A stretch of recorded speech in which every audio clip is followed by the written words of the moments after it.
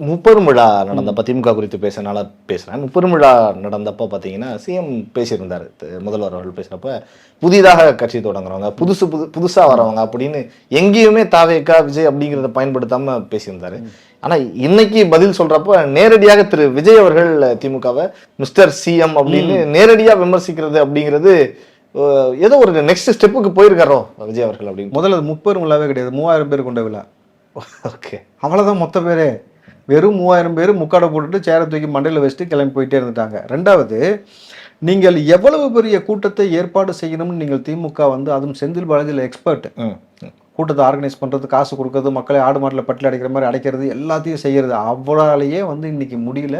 எப்போ இருந்து முடிய ஆரம்பிச்சு, தளபதி களத்துக்கு வந்த பிறகு உங்களால் வந்து கூட்டத்தை அசம்பிள் பண்ண முடியல. நீ காசு கொடுத்துட்டு தான் வந்து கூட்டம் போடாமல் வேலையை பார்த்துட்டு எங்களுக்கு தெரியும் நாங்கள் யார் பக்கம் நிற்கணும், எதுக்காக நிற்கணுன்றதை இன்றைக்கி மக்கள் சொன்ன பிறகு இன்றைக்கு அடுத்த ஸ்டெப் போயிட்டு நேரடியாக வார்னிங் கொடுக்குறாரு பாருங்க.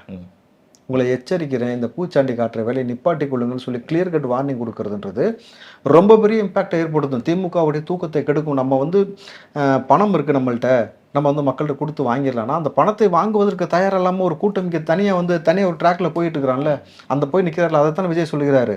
நான் தனியால் இல்லை, நீ தனியால் நினச்சிட்டு என்கிட்ட மோதிக்கிட்டு இருக்க. எனக்கு மிகப்பெரிய படைபலம் இருக்கிறது, என் இளைஞர்கள், என் தொண்டர்கள் இந்த பக்கம் நிற்கிறாங்க. அதை தாண்டி சொந்தமாக உழைச்சி ஒரு கட்சியை உருவாக்கி ஒரு கட்சியை ஒரு கோட்பாடு இவ்வளோ பெரிய கூட்டத்தை வச்சுருக்கேன். உன்னை மாதிரி திருடலை, உன்னை மாதிரி குடும்பத்தை வச்சு திருடலை, உன்னை மாதிரி ஆட்சி அதிகாரத்தை கொண்டு திருடலைன்றதை பகிரங்கமாக சொல்லும் பொழுது நீங்கள் வேறு ஏதாவது ஒன்று சொல்லிட்டா தெரியாது தம்பி. திருடலைன்ற ஒரு வார்த்தையை வந்து நீங்கள் வந்து எடுக்கும் பொழுது, நீங்கள் திருடுறீங்கன்னு எடுக்கும் பொழுது யாராக இருந்தாலும் இப்போ திருடனுக்கு தேல் குத்துன மாதிரி இருக்குன்னு சொல்லுவாங்கல்ல, அவனால் வந்து என்ன சொல்கிறது, அதை கத்த முடியாது, பொத்த முடியல. ஆனால் வந்து அது எப்படி அவங்க சொல்லுவாங்க, வெளியில் சொல்லவும் முடியாது. அப்போ வேறு மாதிரி தான் ட்ரிகர் ஆவாங்க. ஸோ ஒருத்தர் வந்து ஒரு உண்மையை சொல்லும்போது ட்ரிகர் ஆறான்னு வச்சுங்களேன், அவன் வந்து கண்ணப்பன்னு ஒரு மாதிரி மனநிலை பாதிக்கப்பட்டோம்.